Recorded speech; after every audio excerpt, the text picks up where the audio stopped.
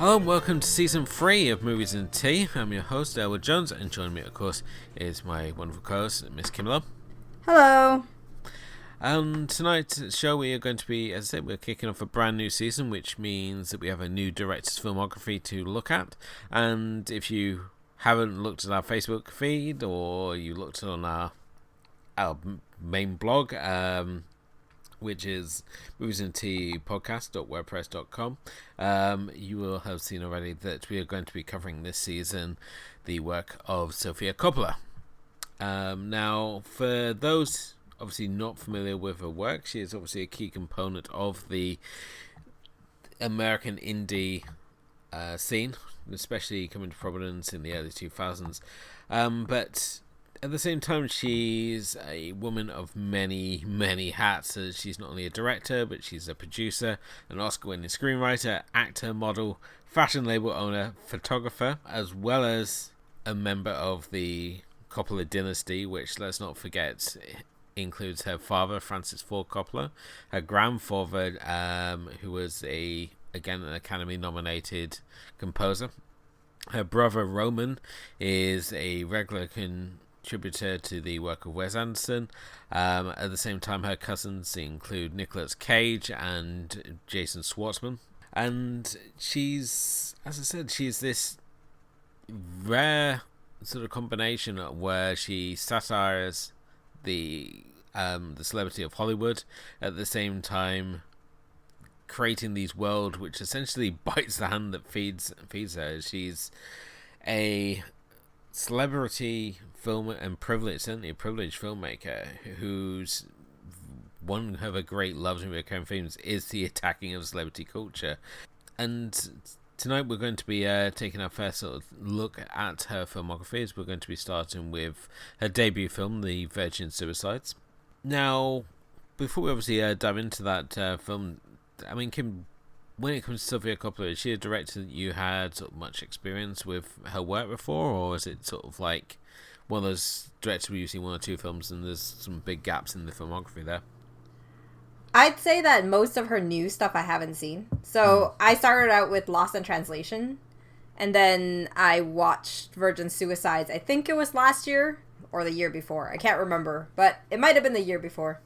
Yeah, so I mean, it's been recent that I've seen Virgin Suicides. So, I don't really know any of her newer stuff. Like, I know they exist and I know what it's about, but I haven't really gone to look for it, mostly because I think it's just Sofia Coppola is kind of like this director who makes movies that are so, I don't know, maybe abstract, that it feels like there's no purpose, but, it's kind of like those movies that really takes a few viewings probably to really understand it completely and to really, appreciate it. Definitely, I would say that she does make very sort of abstract films in many ways. When we can look, we can like sort of compare her to. She's the director. It's very hard to sort of like compare to others. I mean, even in comparison to her own father's work, she's works in a completely different end. Where obviously Francis Ford they're making like epic films such as like the Godfather trilogy and Apocalypse Now. Sophia's films in comparison are much smaller. Yeah. And she trades in sort of like the grandeur for a more intimate sort of look in her worlds, and she's been fiercely sort of loyal to the independent scene, perhaps preferring like the creativity over the studio control that obviously working with bigger budgets would have. And there are numerous recurring themes within her work. One of the sort of main ones really is the fact that we've got characters who are often sort of suspended in moments of transition. She's also tends to do a lot of films where they're sort of like driven by female characters, and she is also known as a director whose films are less about dialogue and plotting and just more about moments. And as such, she's a very visual driven director, which can be linked to her background as a photographer before she decided to become a director. I mean, she originally had no ambitions to be a director and to follow in her father's footsteps, and it was only really after she was given a copy of the book by the lead singer of Sonic Youth, Thurston Moore, that she sort of hit upon this idea of wanting to make the book a film, because when she was reading it, she said that she saw in her mind exactly how it would turn out. So even though she didn't have the rights to the book, she went ahead and wrote her screenplay for the film, which even her father was like, well, why are you bothering to do this? If you've not got the rights to it, it's a complete waste of time. And it was sort of like one of those happy sort of moments, really, where the film, it was obviously at the time it was being produced by Muse Productions. They'd already commissioned a script from Nick Gomez, and they were going for their own production hell with the film. They weren't happy with the script that Gomez was submitting, and basically when the rights to the book relapsed, she saw it as her opportunity to submit her own screenplay, and she brought on board the original producers from Muse Productions to help bring get the funding for the film. And it's really from there she's sort of only sort of gone from strength to strength as a director, and it's really sort of developed her own sort of style and her own sort of name. And I think it's always going to be the problem if you're like a child of a famous creative person, be it like an author or another director. There's always going to be those comparisons drawn that perhaps you're going to be like copying your famous parents' work. I mean, we had this with like Jennifer Lynch with Boxing Hannah, where she was obviously being compared to her father David and saying, oh look, she's just like trying to copy what daddy does. And you've got like Joe Hill, who even though he changed his name, comparisons were still being drawn to his work with his father Stephen King. So I think sometimes it's important doing these early films to sort of like really sort of stand out and do something completely different to what your famous parent is doing. And certainly she does that here with Virgin Suicides, because as we mentioned earlier, it's completely different end of the scale than what her father's doing. This is a very sort of intimate, it's a very small scoped film. As here we're sort of presented with this coming of age tale with like a dark edge to it, very similar to like Rob Reiner's Stand By Me. Mm-hmm. But at the same time, I mean, this is a film which I don't know about yourself, Kim, but I really struggled to get into this film first time I saw it.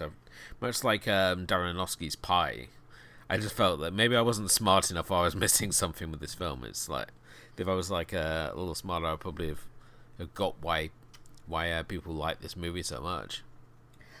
I mean, I'm kind of in the same field as you, which is kind of, I think, one of the reasons why we decided to do Coppola in general, because Sofia Coppola is kind of like this area, this kind of like gray area. You can really appreciate what she does once you understand it, but if you don't, it's very confusing.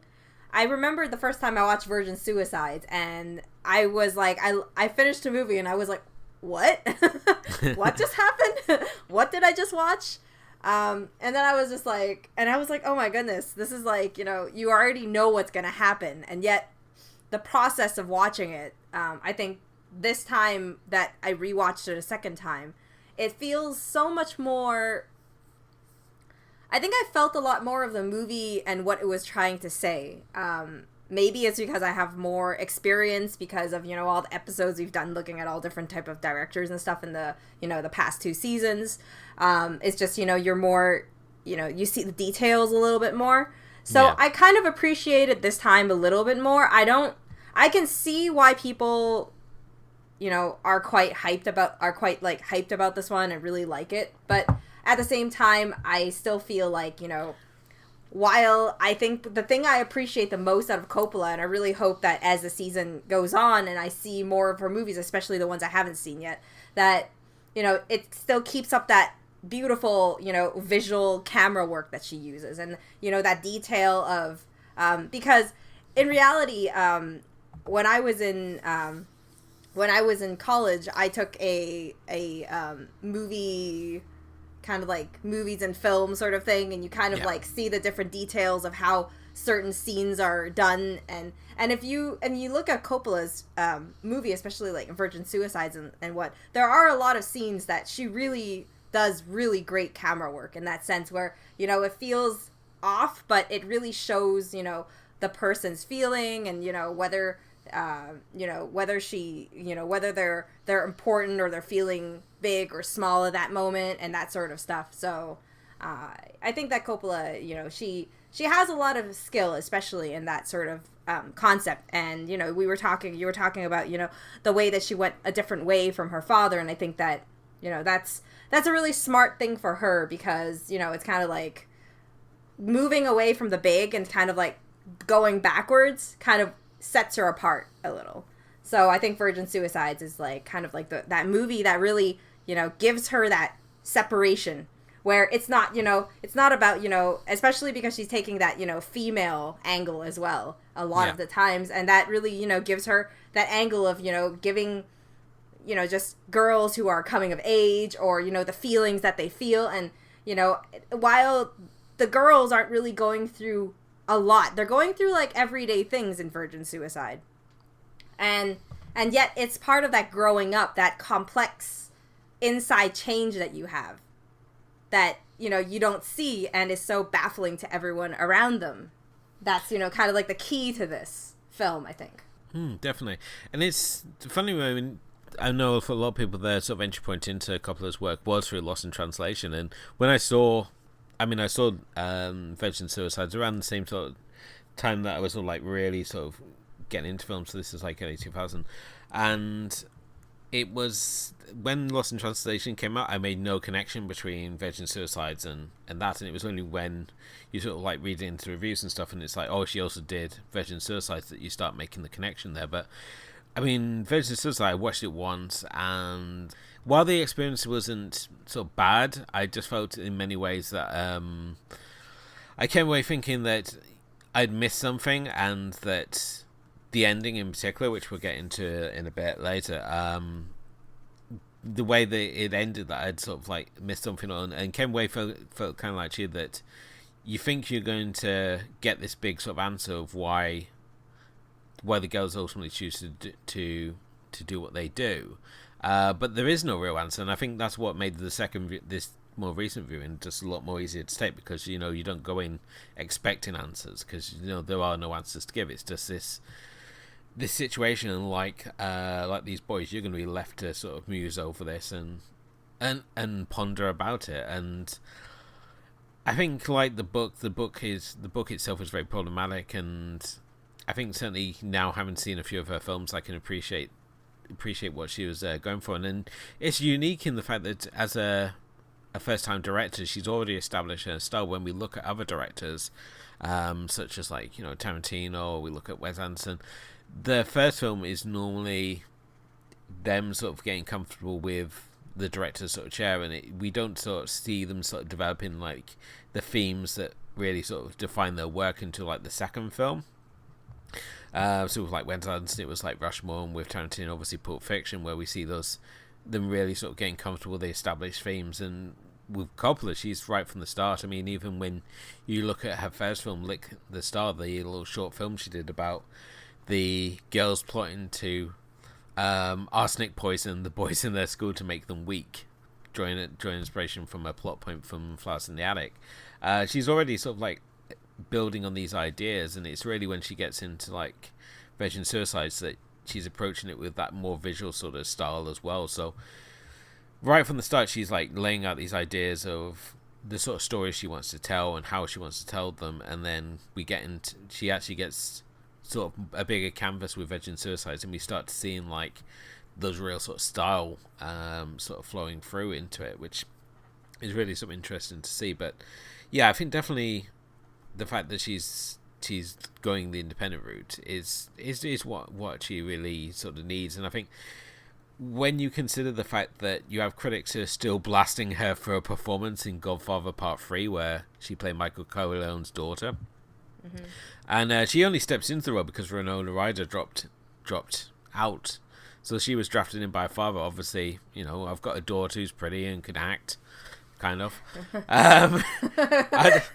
I just draft her in. I mean, she's cameoed in the other two because she plays Corleone's goddaughter in the first film. She's just a baby. She plays the immigrant child in the second film, and obviously she gets more of a role in the third film, which, while it's awful, her performance is is actually pretty flat. But for some reason, there's several critics who are just like constantly drawing. Wherever she does, she's constantly like, they constantly mention this performance she gave in Godfather Part 3, and it's like, for Christ's sake, let it go. How long ago was that movie? And you're still going on about it? And I mean, even she's done other things even before she gets behind the camera. I mean, her first writing piece she does is her father's portion of New York Stories, Life Without Zoe. She does other acting things, again for her father. Which also helps with like the casting of Kathleen Turner, because she played her younger sister, and it really sort of comes into play. I think with Virgin Suicides, everything sort of comes together. All these connections she sort of makes, she sort of all comes together. So she comes into like Virgin Suicides with this incredible cast. I mean, she's got Kathleen Turner, and she's got James Woods, who obviously was recruited thanks to her father passing him the script. Two really underrated actors. I just want to like just start straight off with saying, because I think that their performance in this film as the parents is really overlooked, because we tend to focus like on Kristen Dunst, who was hired really as a gut, sort of a gut couple of just going off her gut, that there was something about Dunst that you really want to play and bring in and have her play this sort of like the sex symbol of the group, Lux, who obviously have this key sort of like catalyst moment that sort of like leads to the sort of like the finale here. But just obviously speaking of like Kathleen Turner and James Woods, I mean, how did you find the role of the parents in this film? I think actually the parents was it was kind of like this subtle force. So I think that the parents were done really well. Obviously, I really like Kathleen Turner. I've seen James Wood. I can't pinpoint what he's done. I probably can IMDb that at some point. No, I think that because, I think as we look at this, there's a lot of subtle themes here about, control. And the parents have this really, I guess, a bit of a contrast in their form of control over the girls. And it's that control that I think probably drives them a little to what they do. I think it's kind of like a hint of what that is, right? I think it can certainly be seen that way. I mean, certainly when we look at the way that the girls are raised, I mean, the mother's a devout Catholic, and the parents just generally, they're very overprotective, so they've kept them away from boys, and they've basically kept them in this almost like Dogtooth style world where like the family unit is like the whole world. They've not really had any sort of contact with boys in the outside world, and it's really the attempted suicide of the younger sister Celia, and the psychologist's sort of recommendation that they have some sort of interaction with boys in the outside world, because he believes that's the reason that she tried to kill herself, even though her sort of main reasons for attempting to kill herself were never really overly clear. Certainly for myself, it didn't seem comes across as overly clear, because I mean, her only sort of reason is that doctor, you've no idea what it's like to be a 12-year-old girl or something, 13-year-old. She's a 13-year-old girl, which for that line alone, I've had so many sort of critics and sort of like fellow film fans have said that oh, you didn't get this film because it's not meant for you. It's a film designed for girls, like The Craft, and that always confused me, because I mean, this is very, as well, it is obviously about these girls, it's also, you've got this coming of age sort of tale for these boys who are obsessed with the girls, and in particular getting access to the girl world that these sisters inhabit. And we see this constantly, us like the boys, we're looking through windows, we're getting all these little glimpses or through like the telescope, and we're trying to constantly get access to this secretive world. And we see it early on when one of the boys is like invited over as a reward for helping the father character with setting up his solar system display in his class. And the fact that he's like a lamb thrown to the wolves with these girls, because they've clearly had no much interaction with boys at all. So the fact that there's this boy their own age that's been brought to the family table, they're like playing footsie under the table and being rather flirtatious. We've got Lux saying, asking him if he wrestles. It's a poor sod. Because he's there just, trying to be the good boy, make a good impression, and all the while, when as soon as he catches his moment to like go and root around their possessions, and we see him go in like the girls' bathroom, and he's like looking at all the little sort of trinkets and all the sort of bathroom properties of the girls, and sort of like, oh, it's like this is their perfume, and he's like looking at these items like they're rare objects, and when he stumbles across like sanitary towels in the cupboard, it's like, he might as well discover like the Ark of the Covenant, for Christ's sake. This is like the greatest thing to him. It's like this hidden well that he's got access to, which none of the other boys at this point have got any sort of access to, and he's seeing all these insights into the world, and it's as I said, it becomes this recurring theme throughout the film. Just these boys trying to get access to the girls' world and trying to connect with these girls who are like, they're just like these mythical creatures. They're like, they're what sure the Romans write plays about, and they're just like this heavenly group of girls. Even though they're sort of like they're sort of very mundane suburban white picket fence existence, they're sort of like, in the boys' mind, they're sort of they're sort of raised to this higher status. There's something this like mysterious allure that these girls have to them. But I think that's the thing, is that there's also, that time that it's filmed, as well as, how they're raised. And to think that this is a girl movie, it can be seen that way. I think I understand where people are coming when they talk about that, because growing up as a girl through puberty and growing up as a guy through puberty is probably very different. I obviously can't speak for guys because I'm not one. So, but I mean, I understand, the growing up as a girl. And I can understand, as I watch this, that, there's a lot of difference as you go through puberty and you get older, and there's like all these different changes in you. And then the world starts opening in front of you, and you start seeing all these things, and yet they're so limited, right? At a certain point, they're also cut off from everybody because of, one sister going nuts and like just not coming home for one night. And, it's kind of like, but the story is not only about the girls, but I think that people forget that the story is about the guys, because if you think deeper about it, the narration is all by the guys. They're all about, how this world is, how they'll never understand why they did it. And they'll never understand, what caused it. And no matter how much evidence and how much they want to figure it out, like, it's kind of like that mystery point. And that's why they're so fascinated even after they've grown up. And, it's kind of like this thing in their minds that, these girls are girls that they've spent a lot of, they've kind of like spent a lot of time just, I guess hanging out with them in their minds at the same time as, just from a distance. So it's this fascination in them that, there's this teenage girl world that it's like the idea that girls are hard to figure out, and I can see where it's trying, like what it's trying to do. Yeah, definitely. And I mean, the great line is like, no one could understand how Mrs. Lisben and Mr. Lisben, our math teacher, could produce such beautiful creatures.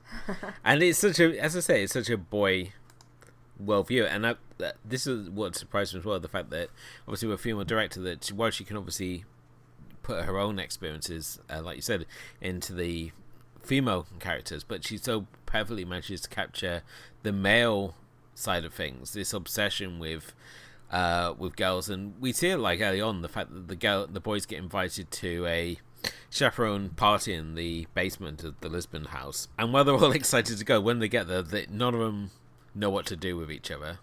They just stand around like making really awkward conversation, and they're happy when the sort of like their friend from school who's got sort of Down syndrome comes, because they've got like this neutral character that they can both meet on side of. Up until that point, they're just sort of like, awkwardly like making conversation, and one of them with like the real brass balls decides to hit on the mother character for whatever reason, I don't know. And while you obviously have even though you have like this sort of scene where you think, this could be like the start, they start making sort of like form these friendships, and it's sort of like torn apart just as they're starting to make these bonds by Cecilia deciding to not only excuse herself but throw herself off the roof and so she impales herself on the iron fence. The horror of the sequence, the fact that these boys are that sort of like they're not sure whether they should like stay and try to be supportive, or to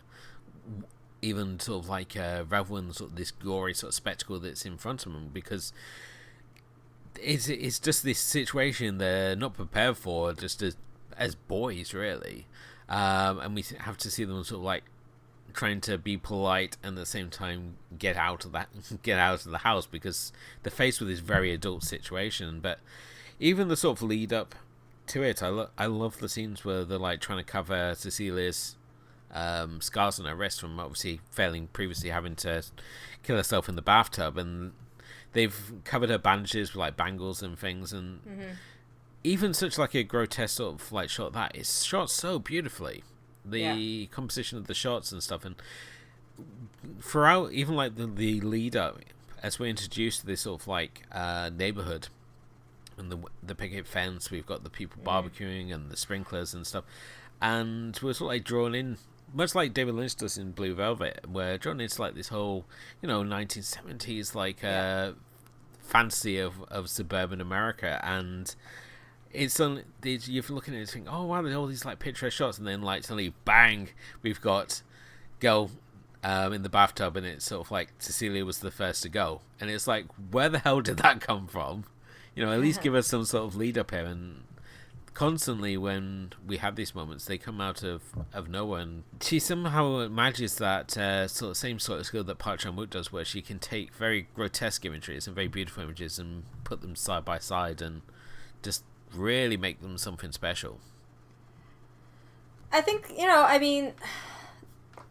it definitely is, how she crafts all the moments that she has here. I think the movie is more about the different moments that happen, and obviously it has a lot to do with the fact that you have one of the boys narrating this entire experience, and from one scene to the next is kind of a bit like his observation, and we go through a bit of like kind of like a documentary style we talk to some of the guys as well, and at the same time it's kind of like everybody seems to be really fascinated with them. But at the same time, if we think about, I think that as we're talking about this, I think the most similar thing I can think of is that how the story is made is kind of like really similar to like 13 Reasons Why. Definitely. Except for the fact that 13 Reasons Why is the girl going back and, sending off tapes to tell the people who were involved in contributing to her death. Whereas, in this one, we're kind of like they're trying to figure things out as to why these things happen. And I think that when we take a look at, the reasoning of why, 13 Reasons Why and why that girl died, committed suicide, you can kind of link back to the same concept here, is that sometimes it's that change in you, and there's a lot of things that contribute to where they are. And it could be the parents, their overprotectiveness. It can also be the fact that there's a lot of peer pressure, especially with, when all the daughters, all of the girls decided to commit suicide. You can kind of see that in every single shot, even without having a lot said, even in that one scene or so, you can see that there's a certain level of peer pressure between them because they're so close together, because they only have each other. They only have each other to, kind of like learn from. So just like that scene with, where Lux is drinking and, making out with Trip Fontaine, played by a very young Josh Hartnett. He is, isn't he? Yeah. You kind of see that as, I think the other girl was Bonnie. She's younger, and she kind of like, she looks at her, and then, Lux kind of manipulates her into drinking and kissing. And then she realizes she doesn't like it, so she leaves. But at the same time, there's a lot of things is that, Lux is, this enchanting creature kind of thing.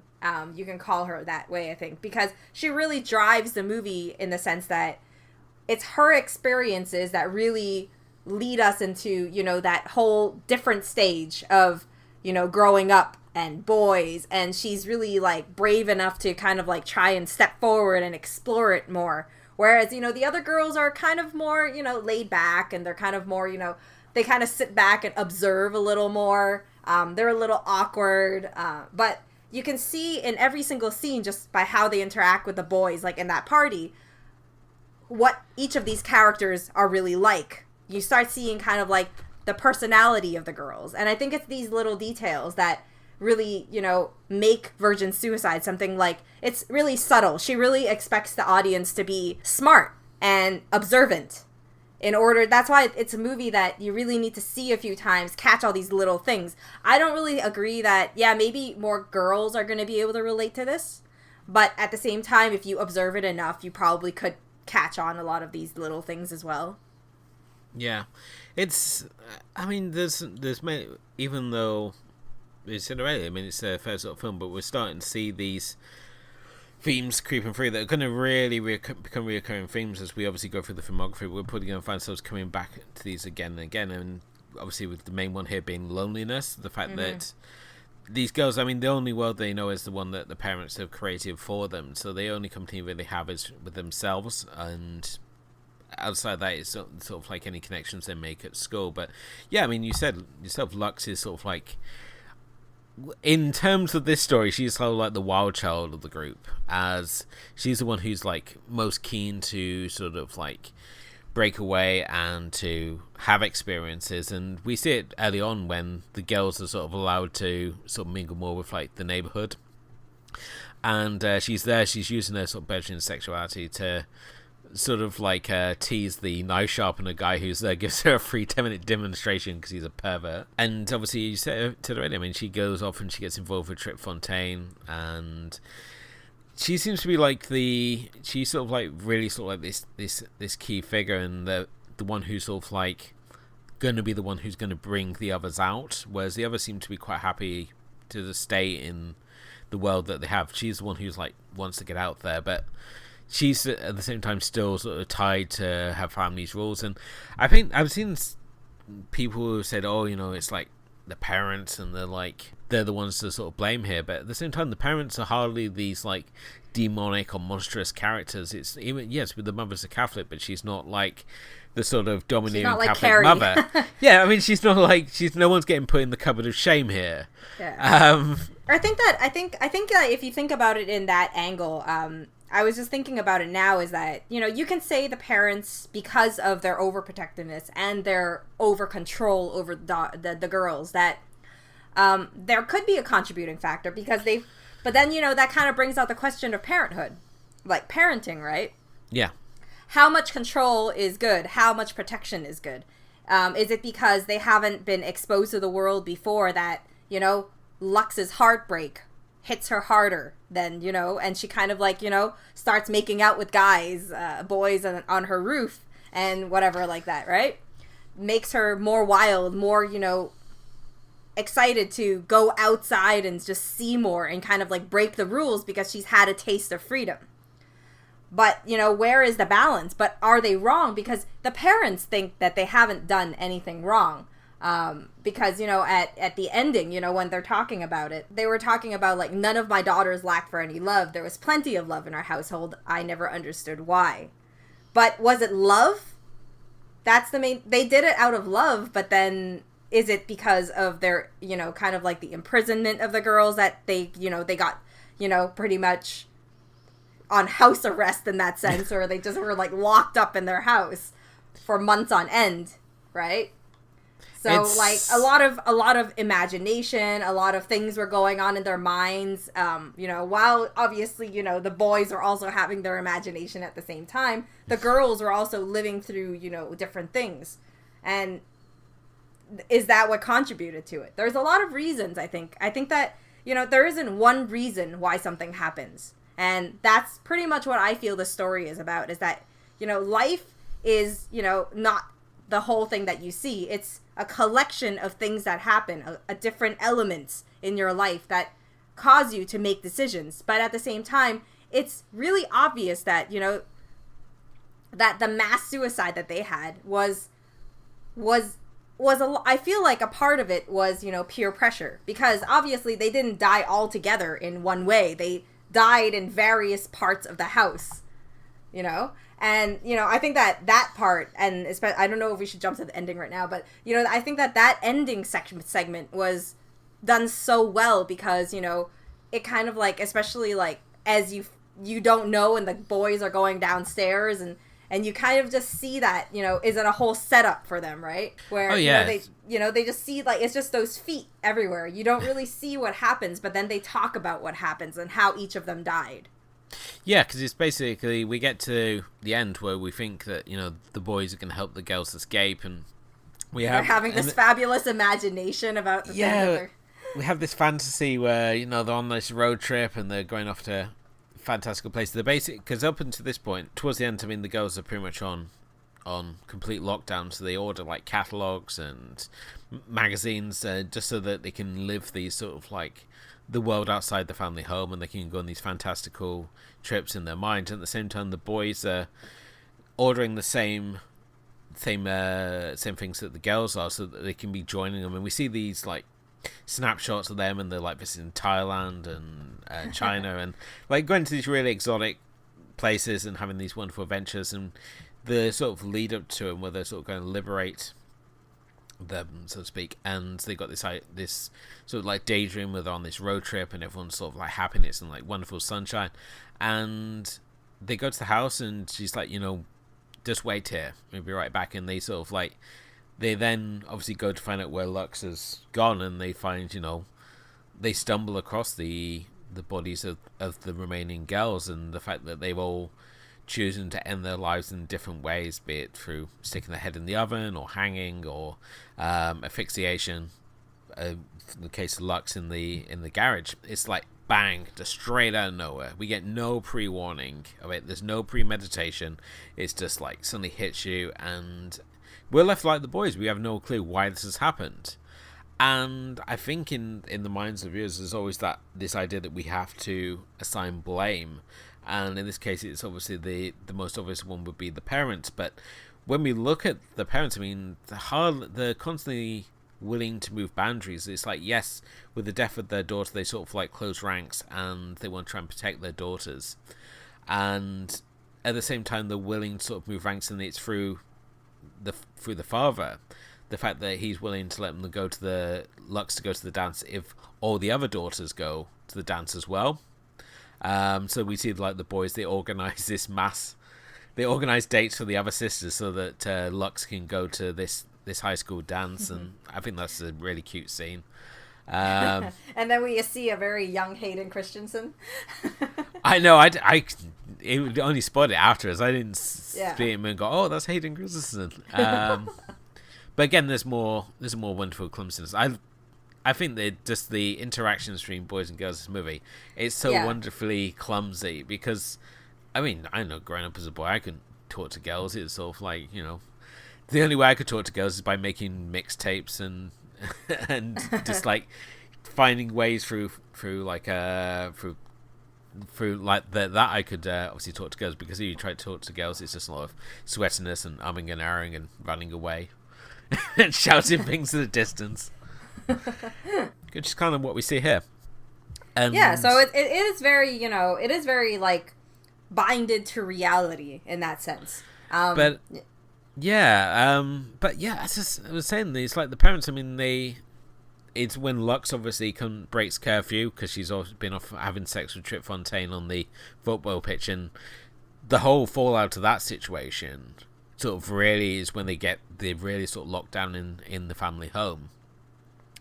And the fact that the boys are there, and they can't talk to the girls, so they use records and Morse code to talk to the girls, which I thought is a really nicely shot sequence, and I liked. Oh yeah, definitely. I love the musical selections of that scene as well. So, but it constantly feels like these parents are faced with a situation where they feel like they haven't been trained to handle. I mean, obviously, a child's suicide is very difficult to handle. So you would want to draw ranks. You want to protect your children, but at the same time, they're not like these domineering, like all authoritative parental figures to sort of like battle against. They're very sort of like soft spoken and very sort of wholesome sort of characters. I mean, you know, boys can come around and they can watch TV, but we're all going. It's with the family, which Yeah.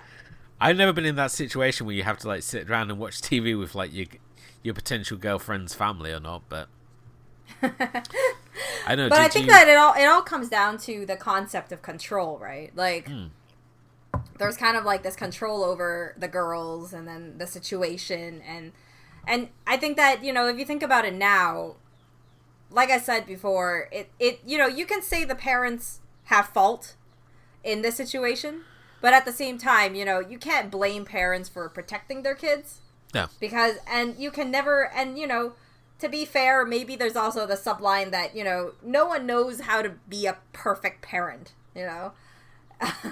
I'm not a parent yet, but, I mean, I'm fairly certain I don't know how to be a perfect parent. Like, I don't think anybody knows. Everybody just learns as you go, right? You just do a little better next time. Yeah, so exactly. You got to basically do. And I think that, you know, what happens is, you know, the deal with what happened with, you know, Cecilia in the beginning, where, you know, she commits suicide, and why she does it is, even, you know, the psychiatrist couldn't figure out why. And, you know, he pretty much prescribed, you know, you should let in some boys, but obviously boys were not the issue. It was something that was going on inside of her that, you know, seems to be the issue. And I think that at the same time, maybe this is like talking a bit more about the fact that there's something a little bit more going on here. More than, you know, there's a lot going on in the minds of, you know, teenage girls as they grow up, and, you know, as puberty comes and hormones come in and all that sort of stuff, that it could change how you think. And it's kind of like a crucial period in their life that, you know, certain things, if you don't notice them or you don't pick them up early enough, that it could result in other things. I think the other issue we have here is the fact that with Coppola and films, and we're going to be returned to this throughout this reevaluation of the filmography. When it comes to characters' emotional state, she doesn't rely on dialogue like many directors do. She instead relies on visuals, and to put across mood. And in many ways, this creates some really interesting scenes, like when we see, you know, Trip and Lux first meet each other in the cinema. They're watching that documentary about hurricanes, and their interactions, they mirror how hurricanes are made. This meeting of cold and warm air, and we see like the subtle sort of glances of hands and knowing looks at each other. And rather than having like this, you know, overworked dialogue and stuff, it's a mutual seduction of each other, but it's done completely without words. And I think in many ways, because she chooses this path, it does leave a lot of moments which you've got those sort of grey areas of whether things mean different things, but at the same time it does create some of the more memorable shots of the film, such as like when they go to Cecilia's funeral, and they're met with the protesters of the Gravediggers Union, and we're kept inside the funeral car, and we see James Woods' character go out, and you see him have a conversation with these protesters. And it's, as I say, it's a wonderful shot, and it's also a very interesting, a very different sort of side to Woods as an actor, because normally he's sort of very sort of loud, he's very sort of brash and out there, and here he's like very subtle. He's very sort of placid sort of character, and I mean, there's so many charming moments with his character when he's like, when they're like trying to arrange for the boys to come out, and he's making the deal, and he's sort of like, you know, on one hand he's like laying out, you know, we've laid the rules, you know, the girls aren't going to go to the dance, and at the same time he's being presented with this plan that, you know, all the girls will be going out and they're all going to be looked after by these boys, and he's like, you know, I can run it past the wife, and it's a wonderfully subtle role. And as I said, much like Kathleen Turner's performance in it, they're very subtle roles. They're not like these big brash sort of standout performances. They're just supporting characters, but they're just so memorable and they add so much to the film. They are just there to, add what's needed to the performance of the girls, which obviously are the main focus of the story. And Coppola, to her credit, never sort of like strays away and tries to go off on random tangents. She constantly keeps her focus on the boys and the Lisben girls, and knows that this is where the story is, and these other characters are only there to sort of enhance and add to their story. So I just wonder, there was one scene which I kind of felt a little bit weird about, and it was the one where the principal is talking to the father, right? And he's like, oh, your daughters haven't been in school for 2 weeks or something, and then at that point he's just like looking at the plants, and it feels like he's really like wandering, like the father, and he's like, have you checked out back? And I was like, I don't know, he felt a little bit like mentally unstable at that point. And I was like, does that kind of have something to do with it? And I don't know if it's just like his personality is awkward, or is it just to give the story a timeline as to how long the girls have been out of school, and the fact that the principal themselves don't even know that the girls had left the school. Like, they never actually like told the school. They just pulled them out of school and that's it.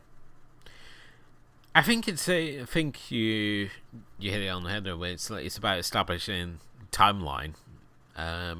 Really.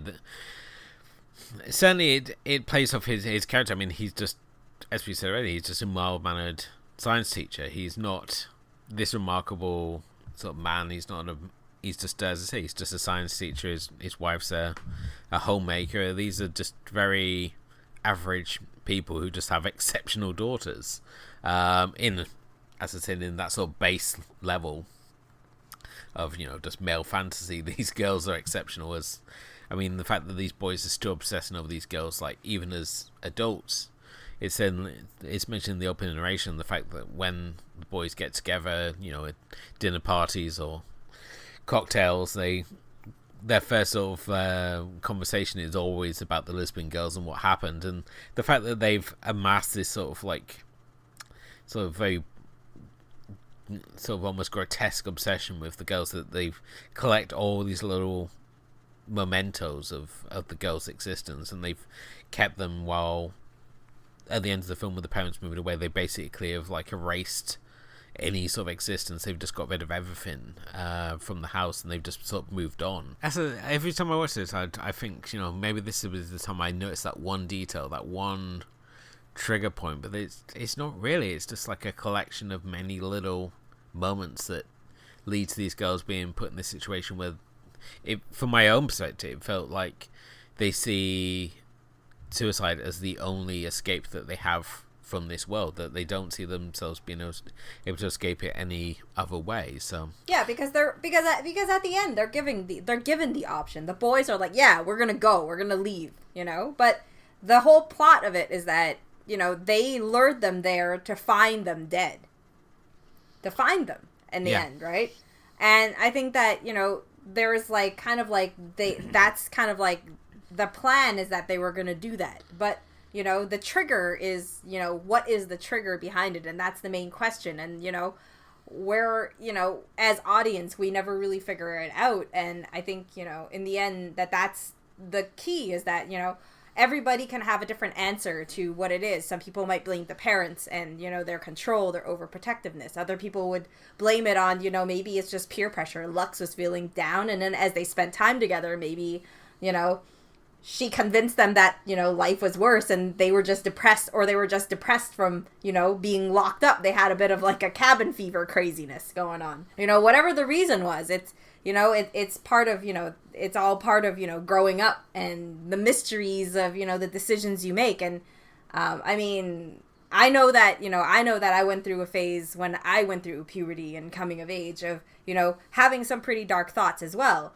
And I think that, it's all part of that whole, hormonal change and all that different change that you're going through, that, sometimes you don't quite see the things that you are, and maybe deep down there was, there's like a hint of depression that went on with the girls as well, because, they lost their sister, and then, the world suddenly opened up, and there was all these things that happened. So, it is a really intimate movie, and watching it a second time, I definitely appreciated it a lot more than I think the first time that I watched it. And, you catch a lot more of those little details of that. And I think that, probably is one of those films that now that I'm watching it a second time and I've caught so many of things, as I think more of it and we're talking more about it, I'm starting to think, wow, the movie is pretty good. I'm finding it much like with Dogtooth. I think it was only when I was talking to my co-host Lackey over on Movies and over on TV Good Sleep Bad, and we were talking about Dogtooth, and it's like, I thought Dogtooth was okay, but it was only after I started talking to him and sort of like breaking down, it's like, oh wow, all of that sort of thing. And I'm finding it the same now. We're having this discussion that I'm noticing all these like little bits about the film, and it's sort of elevating it in many ways to myself, just having this conversation that we're having now, even though I can still obviously notice there are flaws in it, such as when we look at the Lisben girls. I mean, obviously Celia gets, for her brief sort of time at the start, she gets some development. Lux gets a lot of development, but the other girls, like Cecilia, Mary, Therese, they're sort of very much to the side that visually they're memorable, but at the same time they don't really get a huge amount of development. They get like an occasional scene here and there, but they never really get any sort of development. And do you feel that was sort of detrimental to the film in any way? Would you like to see more development, or do you think that... I think, the issue is that because we don't see these other girls, that we start having this issue of, they may have died, but then we're even more blurry as to why they did it. Because, there are certain ones, like, Lux, we can tell, probably she died because of, all that, emotional trauma, I guess, that she was going through. That she was trying to numb the pain of first breakup or something, or whatever that is. And then you can talk about Bonnie is, she probably got peer pressured into it. She got convinced to do it. But then, what happened with, Therese and Mary, we never know, because they're kind of like these very timid characters. We never really see where they are. They're kind of awkward in the scenes that we see them interact with the boys and whatnot. But we never learn a whole lot about them. And so when they leave, when the movie ends, you don't really understand why they did it.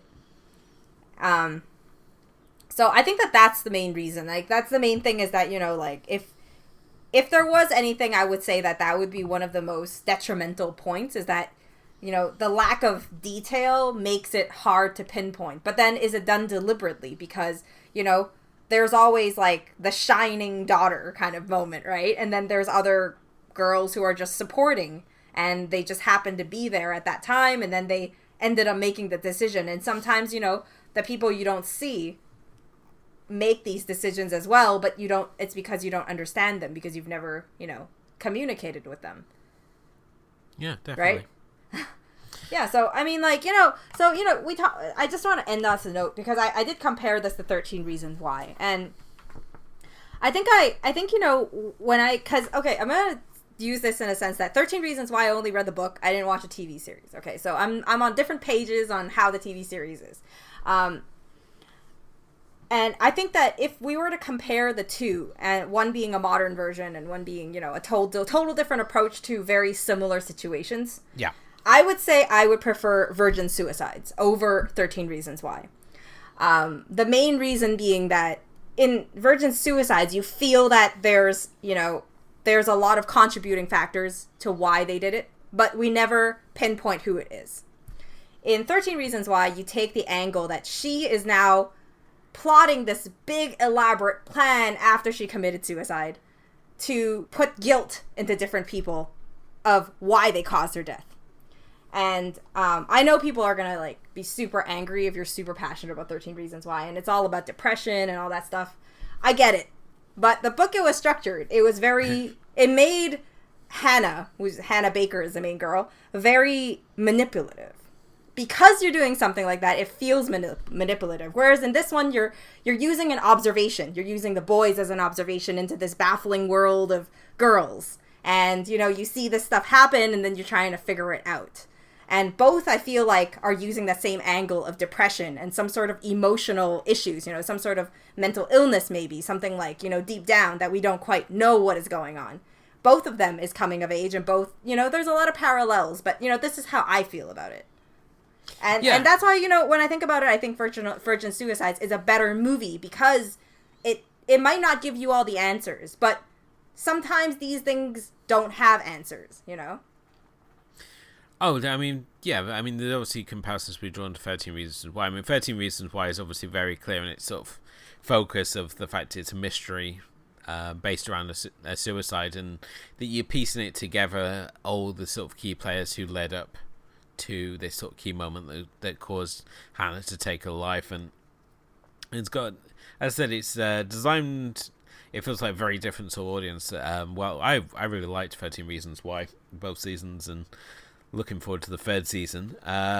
It's, as I said, it's designed for, I think, a different audience than who watches Virgin Suicides. Because Virgin Suicides has obviously got that indie sort of sensibility to it, and the fact that it takes risks and it takes chances on how it tells its story. But I think with Virgin Suicides, it taps into this idea that that sometimes with suicide, there is no clear answer. It's like, why does anyone choose to take their life? There isn't always a clear answer. And whereas with 13 Reasons Why, there's obviously, it's very sort of clear in who's to blame and what role they all played in her choosing to take her life. Virgin Suicides, as we said already, we're much like the audience, much like the boys, is left to puzzle over this. And there's it was only this time around I completely forgot about the whole sequence after the girls had discovered, because I thought that was the end of it.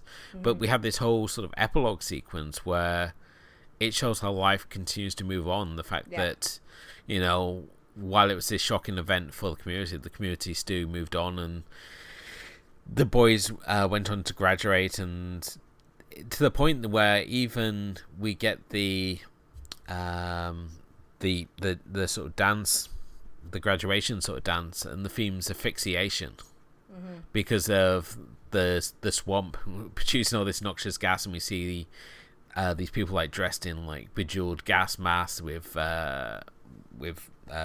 dinner party wear on, which I thought was a really cool shot, and one I completely forgot was there.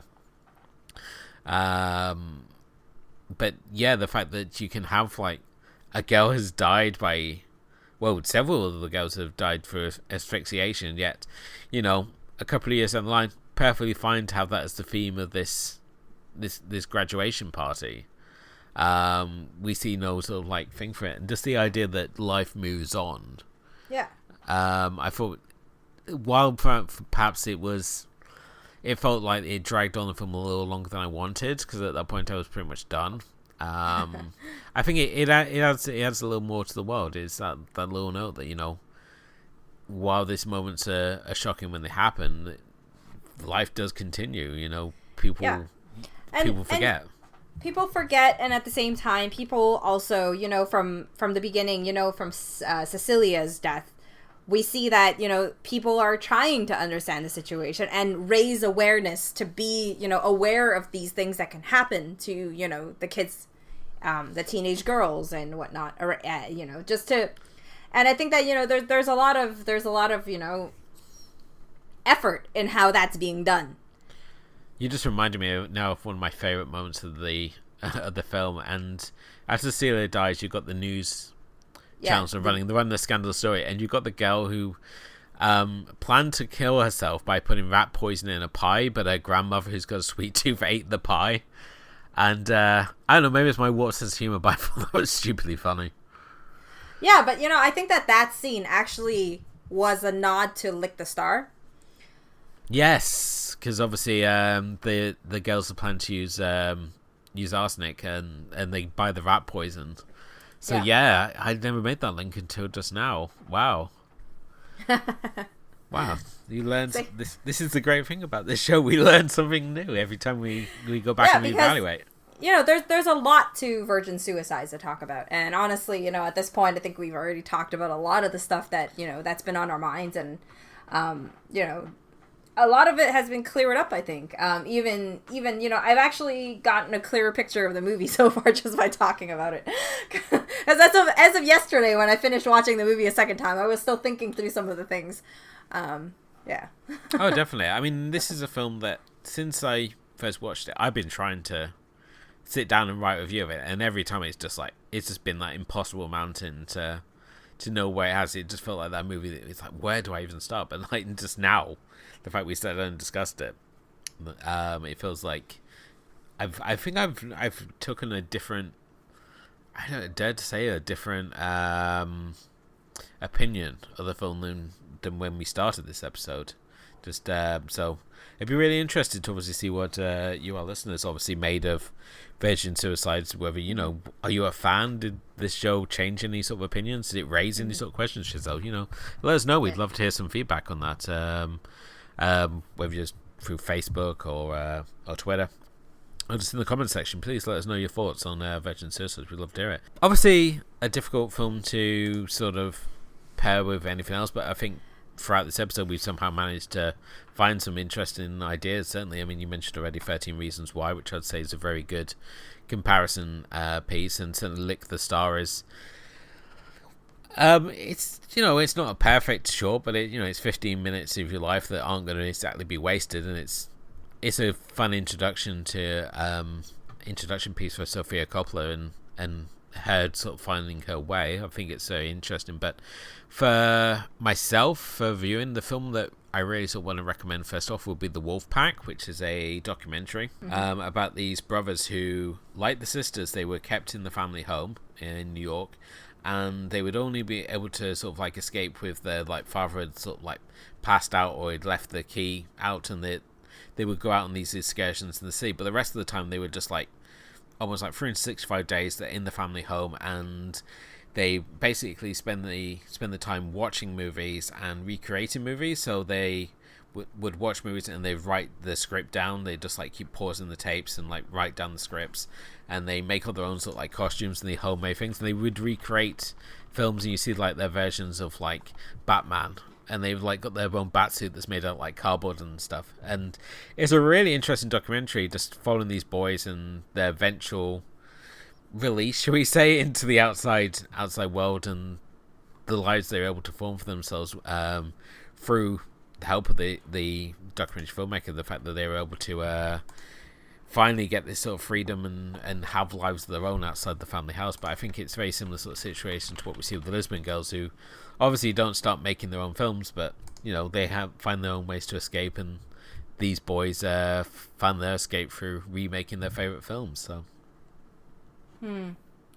yeah, I've never seen it. I don't know. Okay. Yeah. The other one, just obviously for that, suburbia with the dark underbelly, would obviously be Blue Velvet, which you mentioned already.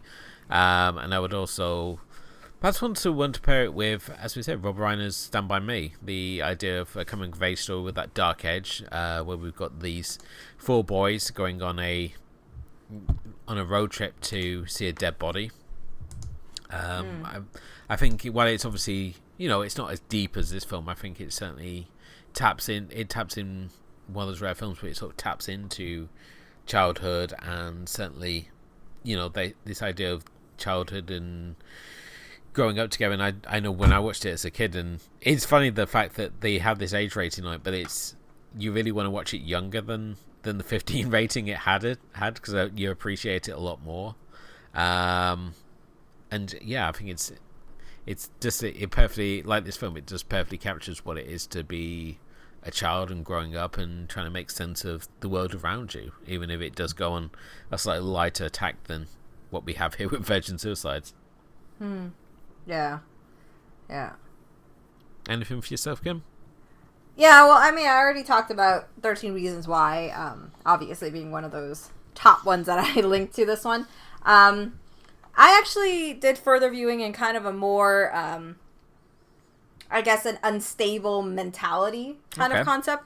So I went with, I would say Girl Interrupted would be one that would go really well with this one. Yeah, I came close to that myself, but yeah, I can definitely visually as well. That's a really good one. So Yeah, and then if you talk, I had thought about White Oleander, but I'm starting to think that maybe my memory of it has faded a little, so I'm not sure if I can really pair it with that one anymore. But I would say, like, I mean, on the same level of Girl Interrupted and the whole imagination and whatnot, I think Sucker Punch might be a good one to use as well. I'd love to see that double feature. It's like, we're going to show you a double feature and we're going to show you Virgin Suicides and Sucker Punch.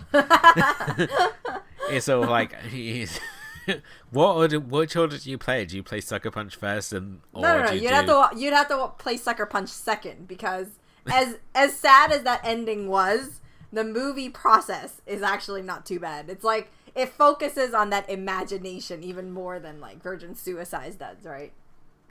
That's awesome. It's like one of those double features sort of like, that's so weird, but that would so work. So awesome. Yeah, so I mean, this pretty much brings us to the end of this episode. Thank you as always for listening, and also if you haven't done already, do click the like and subscribe buttons whether you're listening to us on iTunes or Google Play or Anchor or Spotify, wherever you happen to be listening to us. Hit the like and subscribe buttons, leave us a review. It all helps raise the profile of the show. You can obviously follow us on Facebook and Twitter. We're also on Instagram as well, and you can see our complete archive, which is moviesandteapodcast.wordpress.com. As well as on there, we've got the Friday Film Club, where we post our own double features, where I pick a film, Kim picks a film, we put them together in a random double feature. Sometimes there's a theme, sometimes there's not. It's just a chance for us to talk about the movies we like and that we want you to check out as well. We also have our roundup on there as well, where we highlight other good writing and podcasts from the community as well, so definitely worth checking out. Also on the blog, we've got our reviews and other interesting bits of writing that obviously relate to this season's directors. So obviously season 1 was Paul W.S. Anderson, season 2 was Guillermo del Toro, and now as we enter season 3 of Sofia Coppola, you can obviously check all that out on there. But thank you as always for listening, and thank you, Kim. Yeah, and we have to talk about our next stop. So for the next stop, we're heading into 2003. Is that like 4 years after Virgin Suicides? Yep. And we're going to Lost in Translation. If there was a film in Coppola's filmography that has baffled me more than Virgin Suicides, it might be Lost in Translation. So we'll see if you can change my mind on this one. Fantastic. Well, make sure you join us next time for Lost in Translation. But until next time, just wishing you all a very good night.